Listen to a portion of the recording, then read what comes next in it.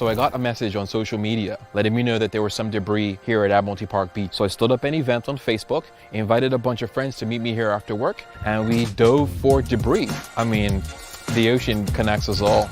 To me, it's one big blue ocean. Ultimately, if I throw a piece of trash or a piece of trash ends up in the ocean, it could float anywhere. And in fact, most of the debris that washes up in Bermuda is long-range foreign trash that has come from anywhere as far as West Africa or even Japan. Everything just swirls around and ends up on our shores. So we're all connected, whether we recognize it or not. Documenting all the work that we do is very, very important. And taking photographs and shooting video and even going live during these exercises is such a phenomenal thing because it opens up to the world the effort that we're doing. And in fact, most of the time we catalog the debris that we catch and put that into an online database. And just TBI facilitates all of that, whether it's going live on site, taking photographs and creating an album on Facebook, or posting all of our photographs to Instagram. It's just valuable, and having the internet opens up what we're doing to the world. My name is Weldon Wade. I'm a diver, educator, and advocate for ocean sustainability. Woo! Wow. Hello, everybody, and welcome to episode 5. Let me know where you're tuning in from. If the audio is good, if the video is good. You'd think after doing this for 5 weeks, I'd have all this figured out, but you know how technology goes. Sometimes you never know what's going to happen. You think everything's going to go right, and then boom, something goes awry. But hey, like I said before, we're doing our best, and we're building it while we fly. I see my best friend, Keenan, down in the Dominican Republic is on. And one thing about this platform is the comments get thrown all over the place. And I know that they all really don't get pulled in as I thought they would. I think I have some things that I need to still work on. Nevertheless, let's get to it. Hello and welcome to the Wade in the Water Late Live Show, episode 5. Thank you so much for tuning in, and I hope you are well. I'm your host, Weldon Wade. I'm a diver, educator, and advocate for ocean sustainability. I'm also a proud PADI ambassador diver, and it's my job to get you diving and keep you diving. This show is to help keep you informed, aware, and educated on what's going on here on the island, across the region, and the world, and to share stories and experience. Tonight's topic is going to be all about dive leading, safety, and lessons learned from the field, or in this case, the ocean, right? Going to run this show every Wednesday night live on Facebook and YouTube with replay available right away and past episodes at your fingertips. So strap in and hold on tight. Remember, the quickest way to get to the show is via, I set up a redirector. It's fancy. It just takes you straight to my YouTube channel, but I think it's easy to remember. It's live.weldonwade.com. Like all these things, right? Share, like, follow, comment, subscribe. All the engagement will help the show to grow. And if you'd like to be a guest or jump on impromptu or support and sponsor, send me a note either in the chat or by Facebook DM or by WhatsApp if you've got me on there, or send an email to hello@weldonwade.com. It'll all come to the same device. So you see where we're at, not on the road. I'm broadcasting live from my home here in Bermuda, where I was born and raised. And out here, we're enjoying the last few weeks of summer 2021, which began Monday, June 21st, and ends on Wednesday, September 22nd. Exactly 21 days of summer left. Woo! Crazy. But today does mark, September 1, does mark the start of the Bermuda spiny lobster season. And this morning, I checked out North Shore and it was flat. Cheers. Let's grab my drink. Cheers to everybody that got out there on day 1 and was successful at getting your 2. Because out there, you have to pay for a permit that I did not get this year, unfortunately. And you're allowed to catch 2 per day that are a certain size and bigger. And if it's a female and she's bearing eggs, you have to throw that back, and then you have to report your catch by a certain deadline. And if you don't report by that deadline, you'll end up like me, where you don't get your permit for the next year. But all good. All good. Hey Brian, I see you are on the live. I'd love some comments, you guys. But this show is going to be slightly different. There's quite a bit of news to share. So let's get into the news. So real quick, I don't really talk about this at length too much. I don't know why, but 10 years this month will mark since I started Bermuda Ocean Explorers, which I rebranded a few years ago to Guardians of the Reef to be able to scale across the region. So again, lots to share, lots to celebrate, which I will in the near future. But I just wanted to mention here, for those of you that have been following my journey since the start, September 2021, I started this whole bit 10 years ago already. So like I said, tonight's going to be a little bit different. I'm thinking, should I talk about it first? Yeah, I'll talk about it first. So, surprise, surprise, right? I mentioned last week when I got those first day covers that my high school friend Hannah Emerson had designed and crafted with the Bermuda Post Office, like give some stuff away. And I was like, giveaways, I don't know. But anyway, we're going to start giving stuff away. I'm thrilled to announce a very special promotion just for you from our friends at PADI. I told you it's my job to get you diving, and the PADI Open Water Certification is the first step. And now is the time to take that leap or giant stride. So anywhere you are in the world right now, sign up for the PADI Open Water Diver course and save 15% on the e-learning portion of the course by using the code WeldonDive15. I set up this thing. Boom.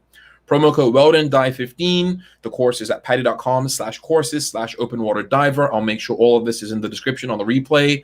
But this code is only valid for the 15% off the PADI Open Water Diver e-learning portion of your course, and it does expire at the end of the year. So you've got till September 30th, 2021 to run that promo code and save yourself 50% on the e-learning side of things. So shout out to PADI for extending this promotion to me to then extend to you. And now that's anywhere in the world, wherever you might be, that first level. And typically, I think sometimes the first step is doing a Discover Scuba Diving course where it's a very quick introduction to the equipment and to the hand signals and to how the mechanics of it all works. And you just splash in, splash out. And then your certification starts with the PADI Open Water Diver course. So I'm here to get you diving, save 50%. Moving on. Thanks again, PADI. I'm going to share this here real quick. So I'm a member of the Big Blue Crew. Big Blue NU is a nonprofit dedicated to ocean conservation through arts, media, and science. And there's a fundraising campaign happening right now to save the Big Blue. And we know not everyone can give right now, but I'd love for you to donate. So go to bigbluenu.org/donate. Donate should be at the top here. I'm navigating around. Yep, to donate. So your help will be great. Shout out to Danny, Washington, and Liz, and the whole Big Blue Crew.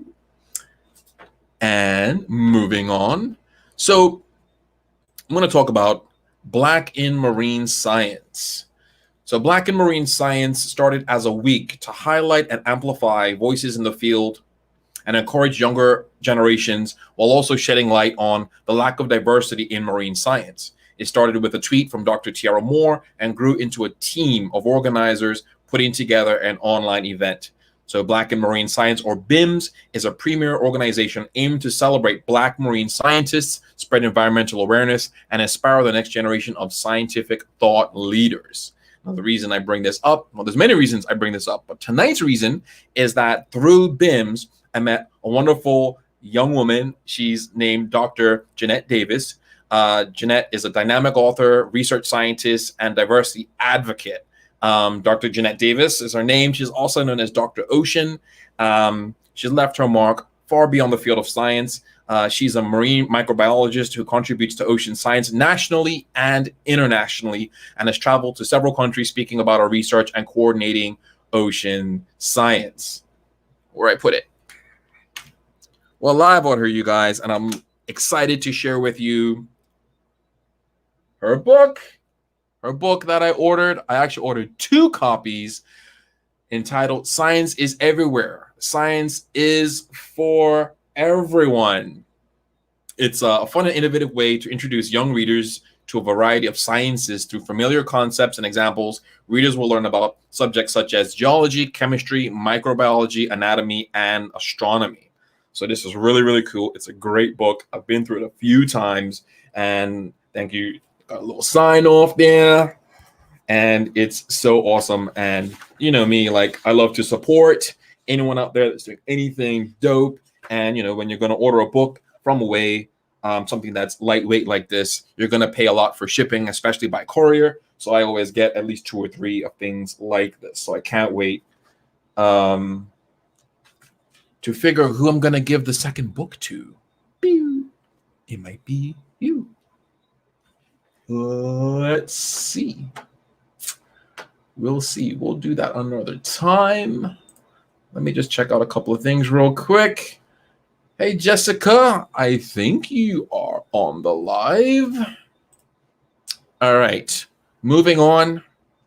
I wanted to mention that around here, one of the things that I do quite a lot of is diving for debris. It makes diving purposeful. JD and Jessica and I were talking last week about diving with a purpose. My TED Talk I did in Bermuda back in 2014 spoke to diving with a purpose. Diving against debris is one of them. So advancing the blueprint for ocean action, Dive Aware Week is taking place the 18th through the 26th of September 2021. It's the 4th annual Aware Week. It encourages and inspires the global dive community to lead or take part in conservation activities and courses focused on local action for global impact. The global event will advance the PADI Conservation Blueprint that charts a decade of conservation action in direct support of the United Nations Decade of Ocean Science for Sustainable Development. So around here, we will be diving for debris that week, and there's a very special Ocean Conservancy Day. We're going to dive there, and then hopefully I'll have the wonderful Jessica on deck where her and I can both share stories about all of our diving for debris and plans and events we have slated for this month and going forward. Let me just click over right here because you see I got a couple things I'm going through. BUEI, which I've mentioned every week. I still serve on the board of directors, which is really exciting. They're hosting the island's first ever Youth Climate Summit during a full week in November. Young people ages 13 through 22 will focus on climate issues, accumulating in a year-long action-based volunteer project managed by a Youth Climate Advisory Board. Visit www.buei.bm for more information. And I've got the website up right here. And then this Saturday, September 4th, you can see the tab already. You see what I'm going to talk about, is the Sandcastle competition. So this is an event that Hannah Emerson has taken over, and it's going to be really, really exciting. So if you're on the island of Bermuda and you are keen to see some cool work done in the sand and whatnot, give the Sandcastle competition at Horseshoe Bay a look. Now, what I'm going to do, because I sped right past it, is I talked about PADI extending to me to then give to you a coupon code to save 15% on your open water diver course. But for those of you that are just going to throw it, Weldon Dive 15, save 15%. For those of you watching the live, and thank you so much, I appreciate your viewership. And for those watching the replay, I know some of y'all might be keen to actually get in the water and take advantage of this promo. Again, this applies wherever you might be. And certainly if you're in Bermuda, reach out to any one of the local PADI dive shops and tell them Weldon sent you, and you'll run this promo code for the e-learning and save some money. But what I wanted to showcase is, let's get rid of the banner. And let's run this. If you've always wanted to learn to scuba dive so you can experience unparalleled adventure and see the world beneath the waves, this is where it starts. The PADI Open Water Diver Course is the world's most popular and widely recognized scuba course. No prior experience is required. You must be at least 10 years old, able to swim, and in good physical health. You'll learn to dive by diving to a maximum of 18 meters, 60 feet. Once you've completed your course and earned your PADI Open Water Diver certification, you'll be qualified to rent or purchase scuba diving gear, book excursions with dive boats and resorts, have your cylinder filled for your next dive, and take continuing education courses to further develop your underwater skills. We'll show you everything you need to know about taking the PADI Open Water Diver course, so you know what to expect every step of the way. It's a good idea to visit the dive shop in person so you can sign up for the course, fill out necessary paperwork, and get fitted for the required gear to take the course. Scuba certification includes 3 phases, and you will have some options of how and where you complete them. Phase 1, Knowledge Development. The most popular choice for knowledge development is PADI e-learning, an independent study option where you will read, watch videos, and take quizzes using your computer or mobile device on your own schedule. At the end of knowledge development, you'll take a final exam that ensures you have thorough knowledge of scuba diving basics. Then you will review what you've learned with a PADI instructor. Phase 2, Confined Water Dives. Some of the essential skills you will learn include setting up your scuba gear, how to clear water out of the mask, entering and exiting the water, buoyancy control, and safety procedures. You'll practice these skills with an instructor until you're comfortable and confident, and when you're ready, it will be time to head to an open water dive site.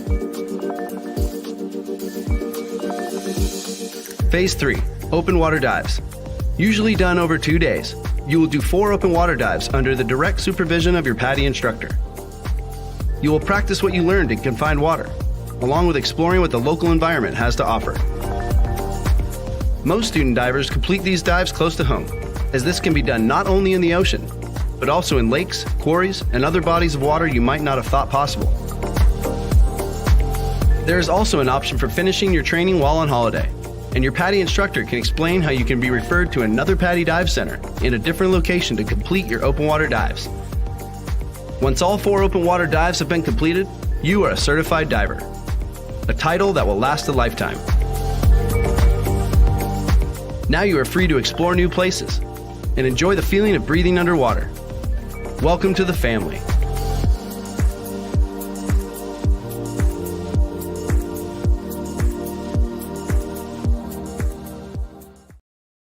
That was cool. That was cool. And that's the first time I've actually watched it from beginning to end. I skipped through it when I pulled it from PADI's site just to make sure, it was all good and stuff. But to sit there and watch it with you for the first time with clean eyes, I was like, wow, the visibility was great. Gear was great. All the sequences were dope. That's really, really, really cool. And that is what it's like diving, being in this underwater world, exploring underneath the surface. It's really cool. It's and that was like just a handful of minutes showing you what it's like and why we dive. Now, again, I don't want this to be a talking heads thing for the next little while, but I definitely want to bring you guys as much value as possible and share with you some more really cool content. So last week, and I haven't told Jackie or Fiona I was going to show this tonight, but I just want to share with you a little bit of a 3-minute clip of an adventure that we went on in the Walsingham Nature Reserve. And shout out to Fiona. She was shooting with her GoPro and did a really dope edit. We shot one day and the next day she had thrown this together. So the app that they use with this was really, really cool. So let's check out very, very quick clip of exploring the caves in Walsingham. Let's see how this goes. I know what it takes. I'm motivated by a mix of emotion. Got my statement, and I'm reading it slow so I can understand it fully. Appreciate my standing, go out of this world and right on time. Oh, never in my life have I seen the sky light up like this. I'm far away from Earth.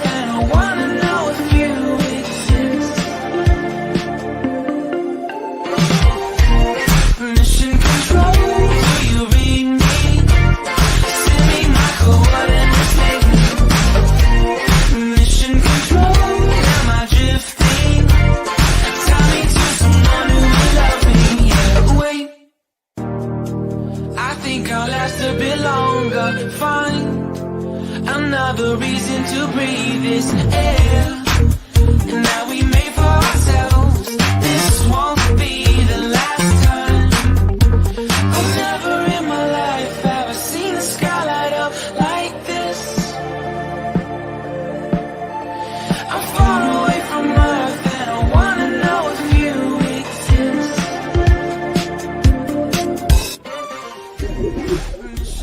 Do you read me?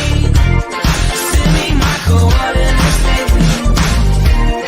Mission control, am I drifting? Tie me to someone who will love me. Hey, all right. Cut. Cut. We had a wonderful time, and thank you, Fiona and Jackie, for coming along on that trip with me. That was really, really fun, and thank you, Fiona, for that really cool edit. Let's get to our topic.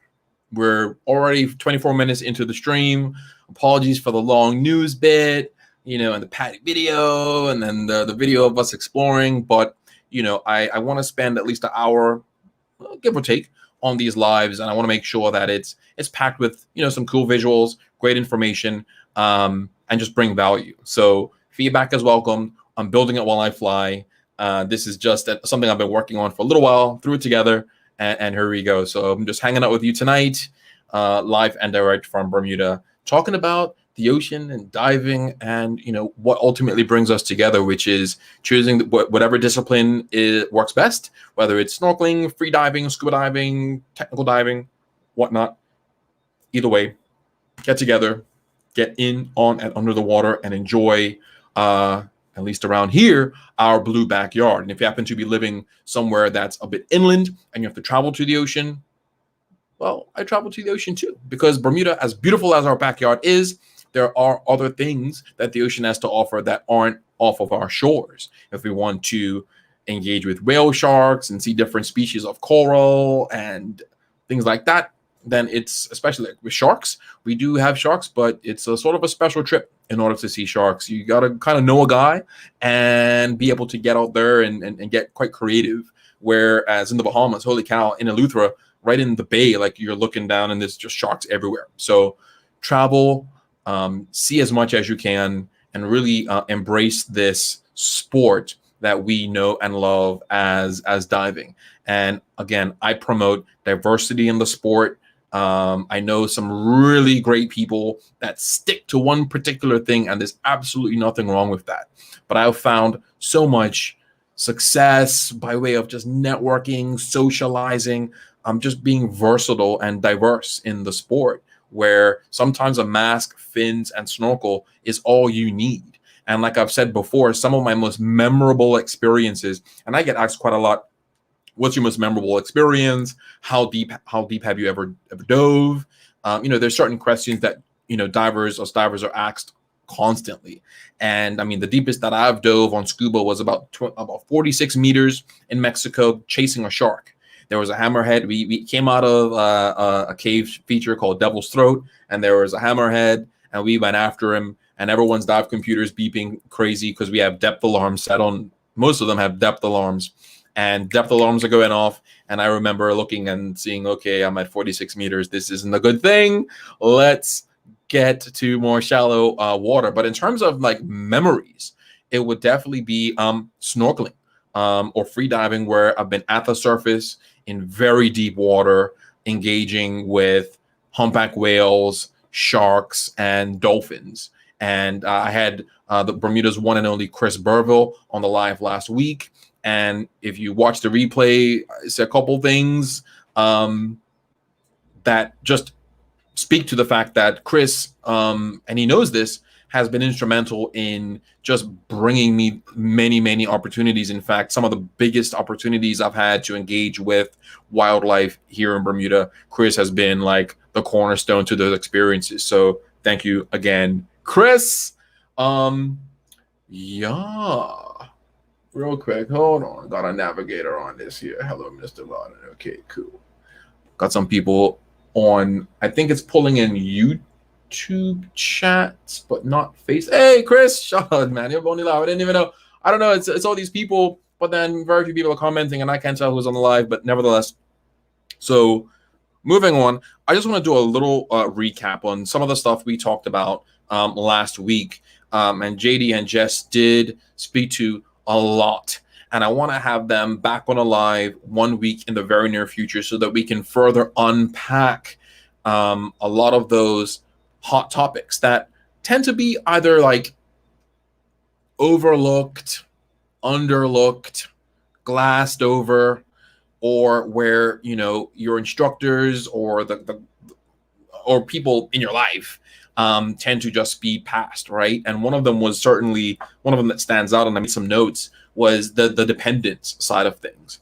But the topic of tonight's live is certainly safety, you know, being safe. And I didn't want to like go over any books. I didn't really want to go off a whole encyclopedia of notes. I just really wanted to share with you a couple of stories and a couple lessons learned and things that have happened in my life that didn't have the most fantastic outcomes. And I'm not going to really talk too much. I mean, you'll see my face. I'm very expressive in my face. I think I get that from my mom. You know, you see it in my eyes whether or not, you know, things are kind of going a little bit left. But just to be brief, you guys, about some stories and lessons learned. I'll mention these stories, and I'm happy to take comments. But certainly, the loss of life is a very, very big deal. A situation where you're not going back home to your family is the worst case. I feel, right. We mentioned young Ryan Craig, who passed away. He lost his life right off the dock at Grotto Bay. He was testing out his closed circuit rebreather alone and drowned. I remember the day they searched for him when he was reported, you know, lost. He was just not at the dive shop, and he was reported lost.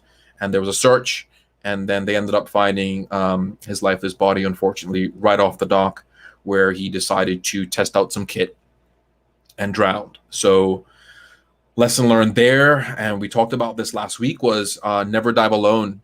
And in fact, you know, some people would say, well, I'll have somebody on the dock watching me, and if something happens to me, they can jump in and save me. That's not always going to work out well. You really want somebody in the water that can actually fully understand what you're doing and be able to recover you should the worst happen. And unfortunately, in young Ryan's case, the worst did happen, and he didn't have eyes on him at all.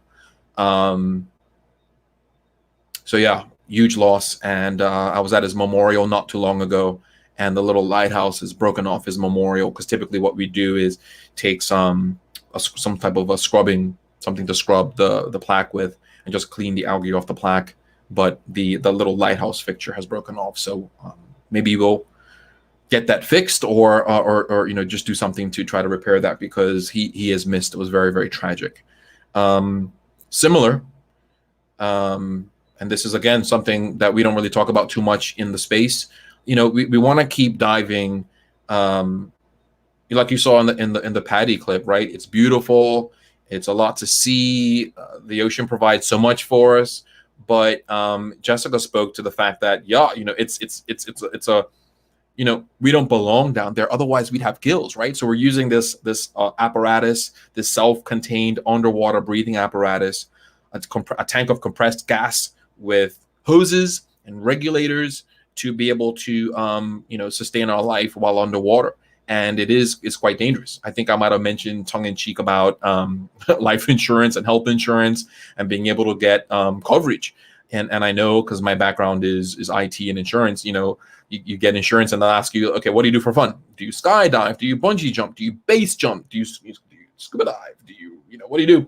And, you know, you'll get an eyebrow raised if you mention scuba diving. They want to see your certification cards and different insurance, you know, insurance for your insurance. And so it can be an unforgiving and hostile environment. So it's always important to keep that in mind. The next incident that comes to mind that I was indirectly involved with was a very, very unfortunate case here in Bermuda a few years ago with Mr. Paul Latham.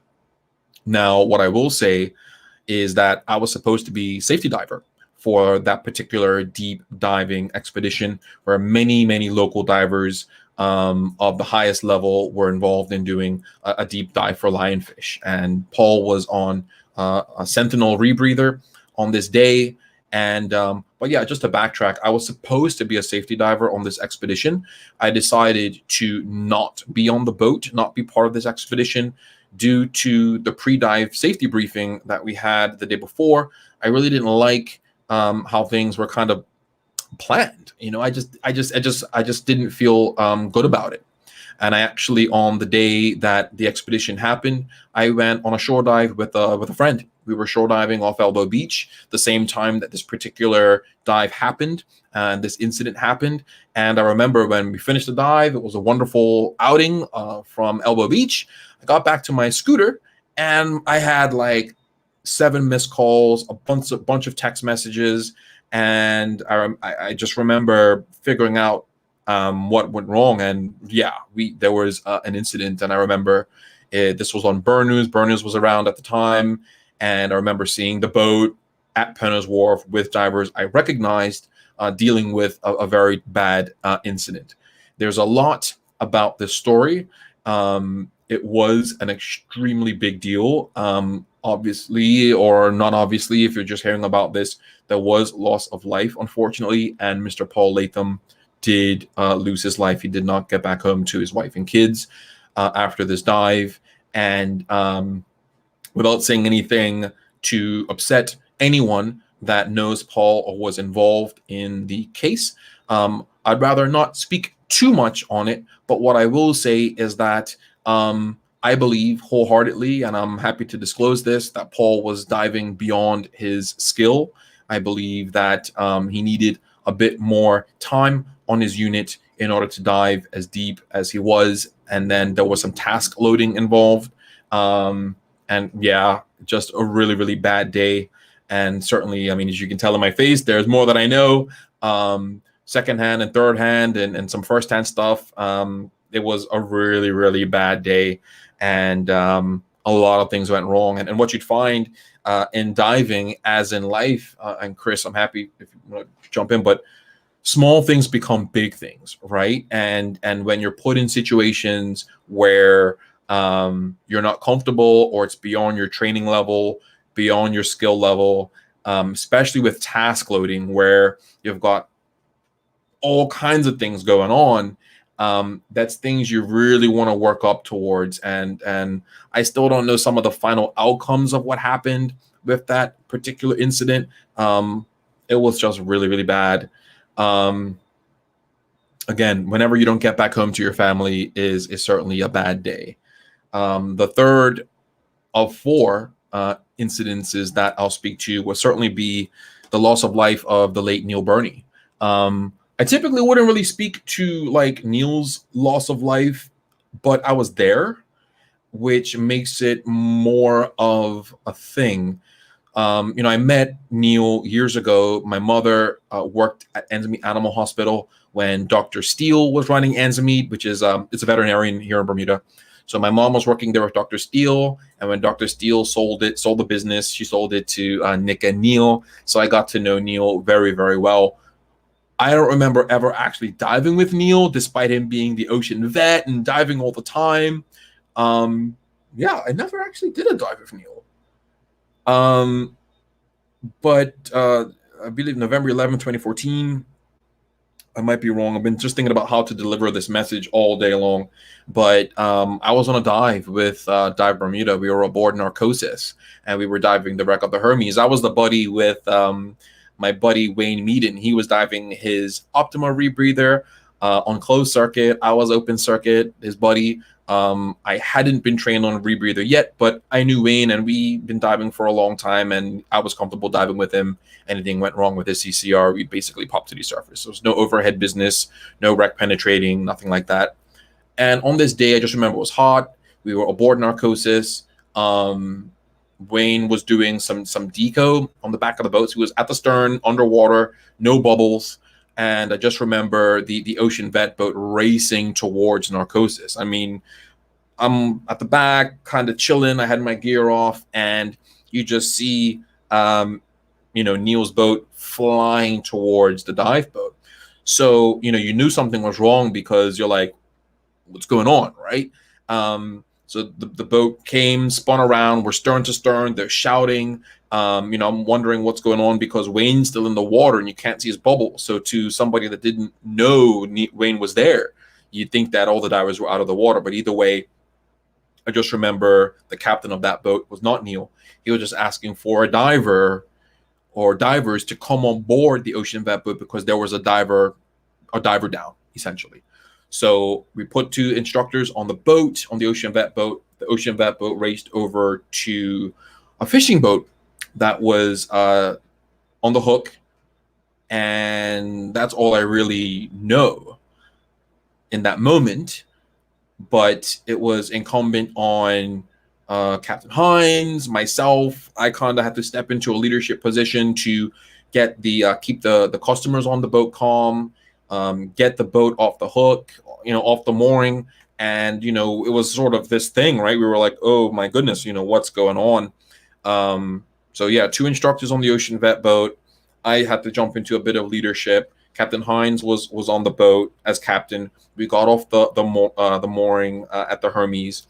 And I remember we went past the scene, if you will, and ended up going back around to Waterlot, getting the customers okay and off the boat, and grabbing the O2 kit. And I remember Hines and I ran around to the beach. And by the time we actually made our way around, Neil was already in the ambulance.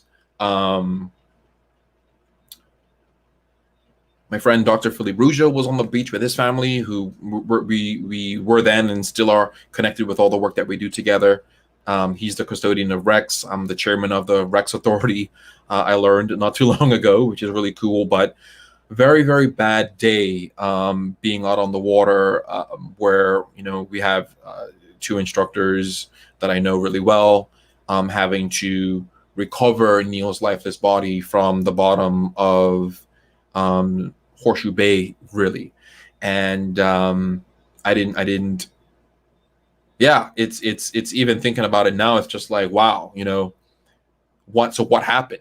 And this, Neil losing his life in this way did send, as you can imagine, a ripple effect throughout the community, because we're like, just the most vibrant, energetic. I mean, I can't even. There are like describing Neil's energy is almost indescribable. But Neil was free diving for lobster pots, and he was a bit overweighted. And as it turns out, as he was returning to the surface from free diving and trying to recover some lobster pots, he blacked out and sank to the bottom. So, just sort of speaking to Ryan's situation, where I mentioned someone on the dock can potentially help you. In Neil's situation, he was not alone, but he did not have another diver on the boat that was able to dive down to the bottom and recover him in time. And unfortunately, he did pass away. So, the lesson learned there, and there are actually a few, is just don't dive alone. Dive with someone that is capable of being able to help you and potentially save your life, or you would be in a position where you're able to save your buddy's life. Have I solo dived before? I have. As a result of these experiences, I don't tend to. It tends to be quite shallow, where someone is able to jump in 6-7 feet of water and help me out if something was to happen. But I've learned over the years to become quite self-reliant, and there are courses in various agencies that can help you become more of a self-reliant diver, because like I described in another live, you can be anywhere in the world, be buddied up with somebody, you and your buddy are part of a wider group, and let's say, for example, you are with a guide who just wants to cover as much ground as he or she can. And this happens more common than you might think. So you got your buddy that you may or may not know. You're in a dive site at a dive site that you may or may not know well, and you get down, your ears are good, you get your buoyancy and your trim sorted out, you look up, you see your buddy, and then you look and the guide is gone. And everyone, let's say it's 8 of you are in the water, you're all boogieing, trying to catch up with your guide. And sometimes, not all the time, but sometimes you lose your buddy, or you lose the guide, or you and your buddy lose the guide. So you're in situations, even when you're not underwater alone, where you're kind of like, where did he or she go? Or if there's different groups of you, like Group Alpha is going that way with this guy, you will cross paths and get get mixed up, and then you find that your buddy isn't your buddy. Your buddy is somebody else from another group. Or sometimes it's a situation where you are on a wreck or a reef, and there's another dive shop, another dive boat with people that you don't even know diving the same wreck. And this happened in Mexico, where I remember getting separated from a group and coming up, and it was the wrong boat. It was a completely wrong boat. And I'm like, hello, wrong boat. I got to go over there. And that's a case where I was in a small group of 6. The guide was just flying. I got distracted shooting like a nudibranch or a seahorse or something like that. And I think I counted to 10 just to capture that shot. I was like, 1,000, 2, 1,000. Don't get lost. Don't get left behind. And I look up, don't see any bubbles. It was like 100 feet of this, so I don't know how that happened. But at that point, you just kick into your training. You look around for a few moments, and then you surface. And I ended up surfacing, and I was at the stern of a completely different boat. So it happens to the best of us, where you're in situations where you're like, okay, I'm not alone in the water, but I'm solo, or I'm in a self-reliant type of situation. So what I'll say to all of that before I get into my 4th and final story, which is a lot more personal, is in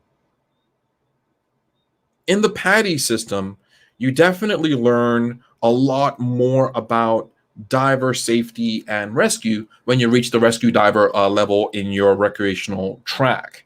I did fly to Cozumel, Mexico, and I trained under my buddy Julio, who was also like a Boy Scout captain and all this other stuff. So it's great when you get an instructor that can pull in experience and expertise and knowledge from like outside of the diving sphere.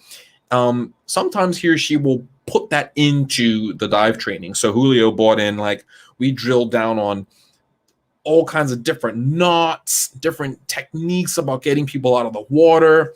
We covered, like, we did what the agency recommended that we learn. And then Julio added his mama's cooking on top of it, which made it so much better. And just being in Mexico was great. Anywhere you do your rescue, any instructor that you get will definitely teach you well. But having that extra bit of mama's cooking was really, really cool.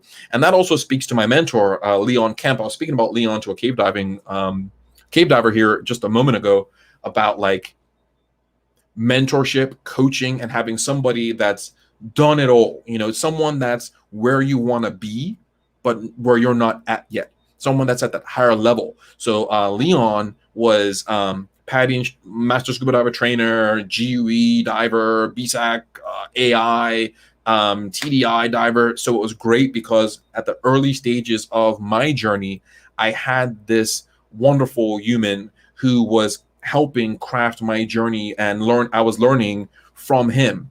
And I looked up a couple quotes. I'm going to spare you guys that, but it's like, learning from other people's experiences can save you so much time, money, and resources that it's great to network and talk to people and understand, like, you're not the first person to get into scuba diving. You're not going to be the last. And put yourself, like JD said, put yourself around as many professionals as you can and study, guys. It can even be passive, where you're just looking at what the divers are wearing, how they gear up, the kit they're using, the etiquette and the vibe and the everything that goes into it, because you'll learn a lot just from watching professionals do what they do. Even if you're on a boat, just passively sitting there and kind of looking around and take a note. And then what's great about like having a higher level of understanding is being like, okay, cool, we're at a wreck. Maybe it's a wreck we've been to for the first time. Maybe it's a wreck I've been to 50 times. If I was to get a boat, can I get back to this wreck? Do I know the coordinates? Can I get myself and a group here to the wreck? Can I lead a dive to this wreck? Can I guide a group around the wreck like my instructor or my diving guide does? Because a lot of times we have this dependence, right? Where the captain is on the boat, deals with all the boat stuff. The instructors and guides and dive masters or DMs, help me get up. They get me into the water, and I just follow the leader around.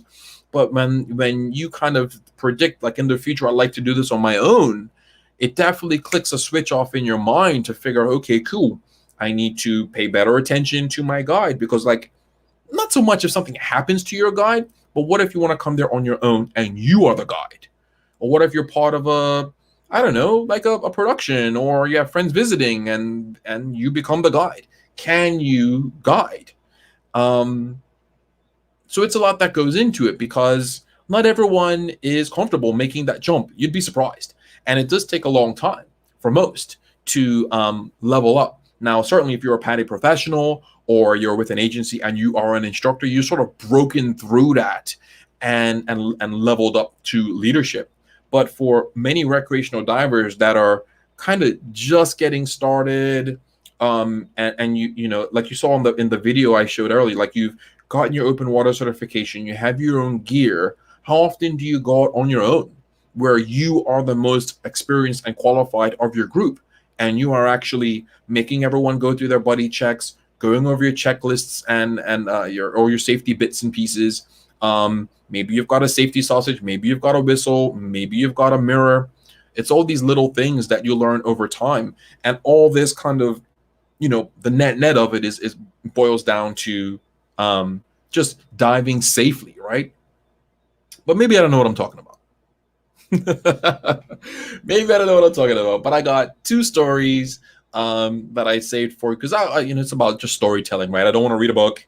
I don't want to kind of come across to you guys like I'm reading an encyclopedia or anything like that. But one story that stands out to me a lot, and I remember after this incident, the six of us didn't really talk about it much, but I've been left at sea before. So it wasn't very far off St. David's. Bermuda, we've got, our shores. So we're talking about off the east of Bermuda. We were a couple of miles, right? We could see land, but it was far out. And we were doing a deep dive, and I'm going to try to make this short. But basically, we grouped up. It was four of us in the water with a fifth on the boat, and threw the hook, through the anchor, did our deep dive. We were expecting to come back up the anchor line and get back on the boat and get back home to our families. Unfortunately, we did this dive. When we went to where we thought the boat was going to be, the boat was absolutely gone. What happened, Chris, is there wasn't enough anchor line let out. We were in water that was actually very deep. The boat dragged anchor, and the person on the boat decided to pull the anchor back up on deck, start the boat, pull the anchor up, and search for us. Unfortunately, the person on the boat who was left as boat sitter, who had boating experience, but had left their glasses at home. So yeah, it went left really, really quickly, because it wasn't like that person didn't know how to pilot the boat. They just couldn't see beyond the bow. It was in the afternoon. It was an afternoon dive on a Sunday. We only prepared to do a very brief deep dive. For those of you that aren't divers, it tends to be the deeper you go, the shorter your dive. Especially if you're diving on air, just single tank back mount air. You're keeping it real simple. So it wasn't a very long dive. So we didn't bring lights. We didn't really prepare to be sort of left. But basically, we started to lose light, and the swell picked up. We're all in black wetsuits with hoods, and yeah, what turned out to be a bit of a joke amongst us at first turned quite serious, because what happened was the pilot of the boat was doing these massive circles around us, not seeing us or hearing us yelling. The wind picked up, the swell picked up, and the boat actually got out of our visibility. And we realized at that point, hey, you guys, there's an outgoing current. We're going to have to ditch our kit and like try to swim back to shore, because this is a situation. So in just to sum it all up, we had delayed surface markers. These are safety sausages. You'll see people, mostly instructors, have these rolled up sausages, right? It's usually a bright yellow, orange, mostly orange, fluorescent orange sausage, right? And what you're able to do is inflate this at depth and send it to the surface, or inflate it at the surface, but it's a delayed surface marker. I had two. I had a small one and a really big one. And ultimately, the boat did come back and find us. And the only reason the person actually saw us bobbing around in the swell is because I inflated my larger delayed surface marker as much as I could. And I remember holding it above my head and dolphin, like kicking as hard as I could to raise my body up out of the water as much as I could, considering I still had my tanks and weights on. And yeah, we were spotted.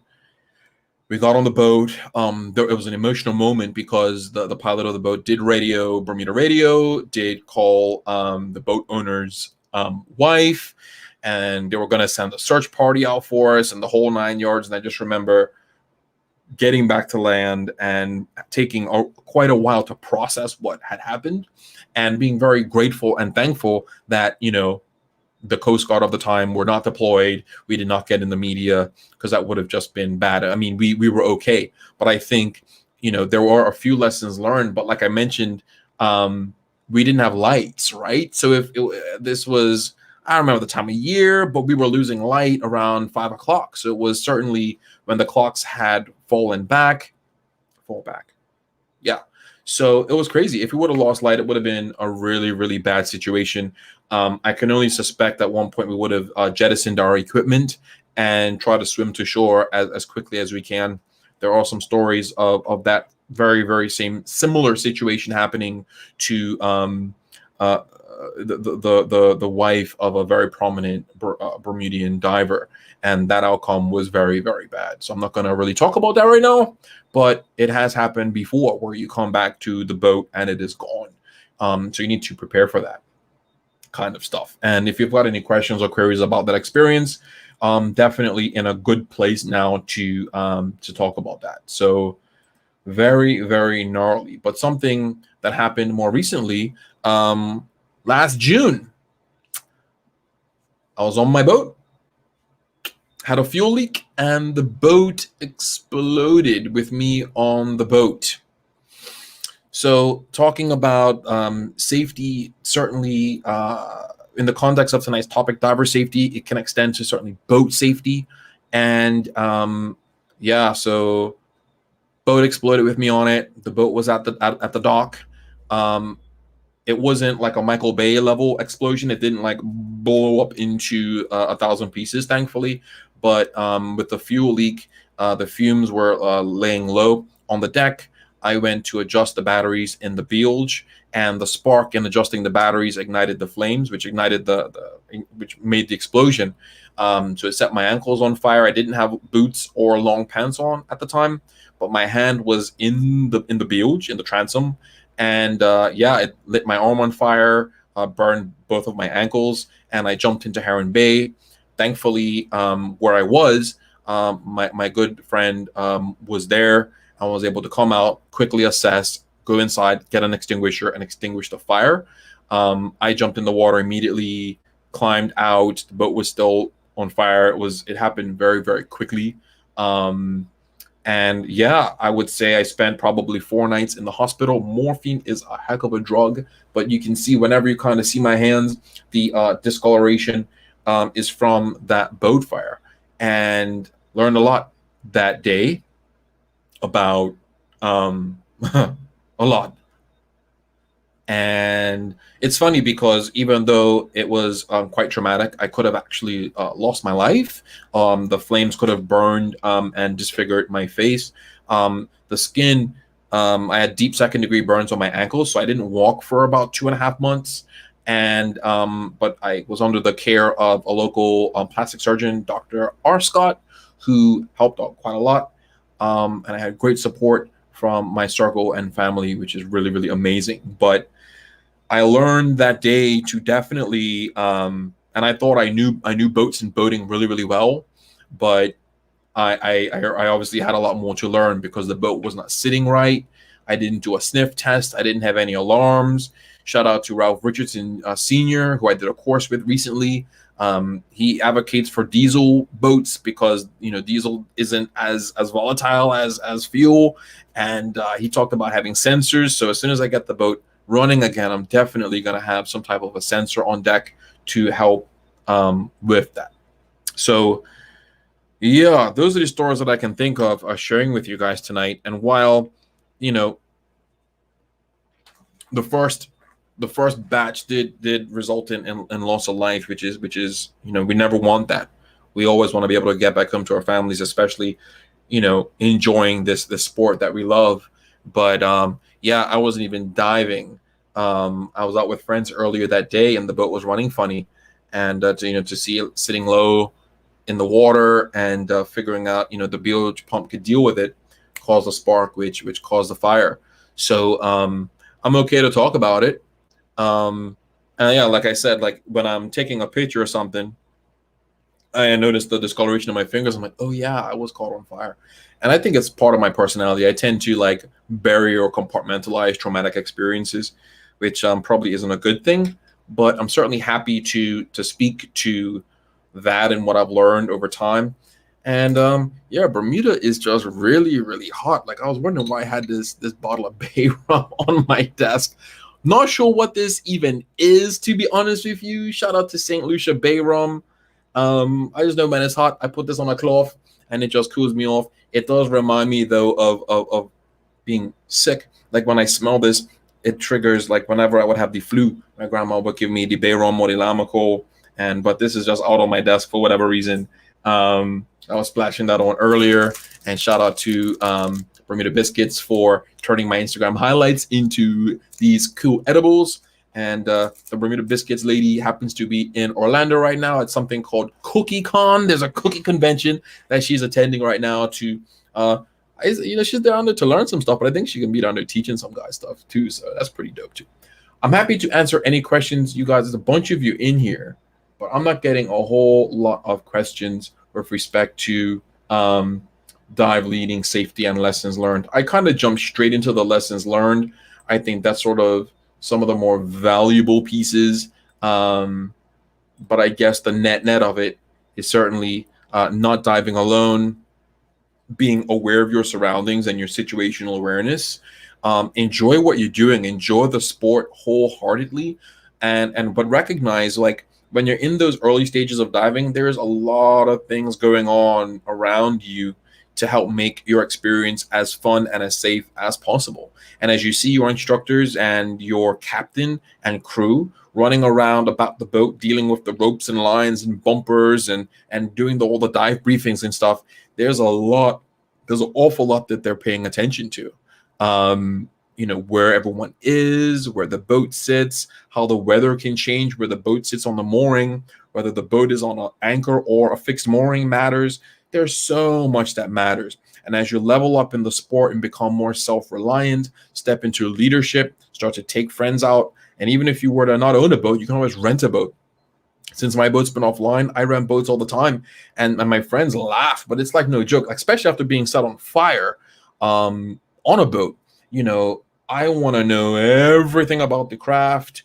I want to know everyone's skill level. I always advocate for a 2IC or a second in command in case something happens to me. Is someone else on this boat able to start this thing, turn it on, trimmed on the motor, start it, and get us back to land? So there's always a second in command around me. I've become a bit of a stickler for it. But when I tell people that I've been involved in situations where things have turned really, really bad, people tend to understand. And certainly when my boat was running, I did the whole boat briefing, local dive shop style, which is pretty crazy. Side comment, I met Big Dane Robinson today for the first time. Shout out to Big Dane. He runs a dive shop here called Deep Blue. They're out of St. David's. I said once before to some friends that when I got into scuba, Big Dane had his shop on North Shore near Admiralty Park. but then he left the island as I was getting seasoned, but now he's back. We were at Shelly Bay parking lot today together. I saw him in his car typing up some notes, and I went over, I tapped on his car door. I was like, Dane. He recognized me. Of course, I recognize him. And I said, bro, I just sanitized my hands, but I have to shake your hand because we're actually meeting for the first time, and he's such a great guy. I can't wait to get out with him and learn more about what he's doing down there at Deep Blue. So we've got 4 or 5 local dive shops in Bermuda that are keen to help you out. Guys, there's that promo code I shared earlier, and I forgot to put up the banner. This was our actual, no, that's not it. Where is it? An hour into the broadcast, I'm about to wrap it up. Didn't have a guest on. For those of you that know me, I had different plans for today that didn't quite work out. But here I am, committed to bringing this live show to you. If you are locked into the live or on watching this on replay, thank you so much for joining in. I hope some of those lessons learned and stories I share with you bring you some value. I'm happy to answer any questions or queries you might have, but I got to get going. Hope you like the new TBI ad. Shout out to Tele Bermuda International and Blue Wave for the flawless internet. And yeah, wish I had Jessica on the live. Jess, things kind of went really wobbly today. We'll talk about it offline. I would have loved to have you on board next week. We'll do something really, really dope. What I'd love to do right now is call it a night. Thank you so much for tuning in. Hit rewind, grab the promo code, sign up for the PADI Open Water Diver. I'd love to see you in the water. Hit me up if you want to go for a dive or for an explore. And if you have any questions about diving, any lessons I shared tonight, boating and lessons learned, I've learned there, let me know. Thanks, Jess. Took a little bit of a different twist tonight. It's tough to share those stories and be all happy, smiley about it. But, we can always do another dive into this stuff next week when I figure out, what we're going to talk about. I might want to go back to keeping things light and entertaining. But, yeah, let me just put some of these things up. Thank you, Jess. Should have just pulled you on. Thank you so much, you guys. Happy September 1st. Happy lobster season for those of you that are into that here in Bermuda. And guys, all the best to you and your families. Whatever you get up to out there, be safe. Cheers and peace out. So I got a message on social media letting me know that there was some debris here at Admiralty Park Beach. So I stood up an event on Facebook, invited a bunch of friends to meet me here after work, and we dove for debris. I mean, the ocean connects us all. To me, it's one big blue ocean. Ultimately, if I throw a piece of trash or a piece of trash ends up in the ocean, it could float anywhere. And in fact, most of the debris that washes up in Bermuda is long-range foreign trash that has come from anywhere as far as West Africa or even Japan. Everything just swirls around and ends up on our shores. So we're all connected, whether we recognize it or not. Documenting all the work that we do is very, very important. And taking photographs and shooting video and even going live during these exercises is such a phenomenal thing because it opens up to the world the effort that we're doing. And in fact, most of the time we catalog the debris that we catch and put that into an online database. And just TBI facilitates all of that, whether it's going live on site, taking photographs and creating an album on Facebook, or posting all of our photographs to Instagram. It's just valuable, and having the internet opens up what we're doing to the world.